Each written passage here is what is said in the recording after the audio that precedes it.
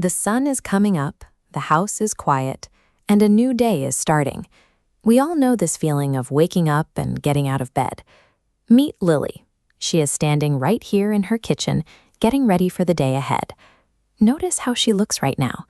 She is wearing a bright, colorful apron, and she has a big, happy smile. These words, bright and happy, help us describe exactly what we see. She is gathering food to make breakfast. We use the word breakfast to name the very first meal you eat after you wake up. Today, she wants to make something very nice. She is taking her time because she wants this morning meal to be special. When we start with things we already know, like a sunny kitchen and a morning meal, it becomes much easier to remember the words for them.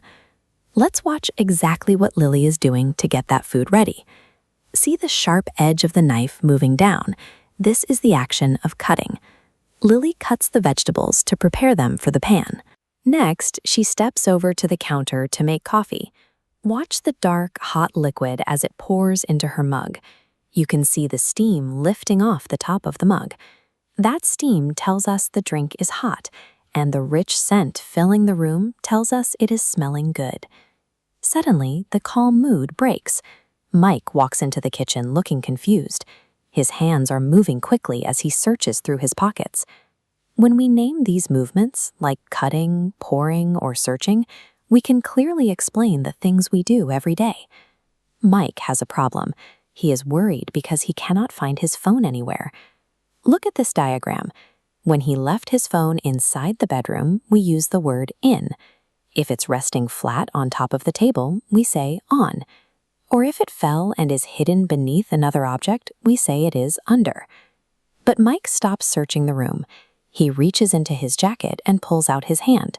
The phone was in his pocket.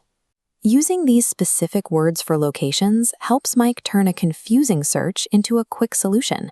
With the phone finally found, the work is over. The warm food is ready and waiting on the kitchen table. Lily and Mike pull out their chairs and lower themselves down. This is what it means to sit. Now they enjoy the meal. They take bites of their food, which is eating, and take sips from their mugs, which is drinking. The morning ends peacefully. Mike is happy to have his phone, and Lily is happy to have her hot coffee. By the time they finish their breakfast, the words for sitting, eating, and searching have become just as familiar as the meal itself.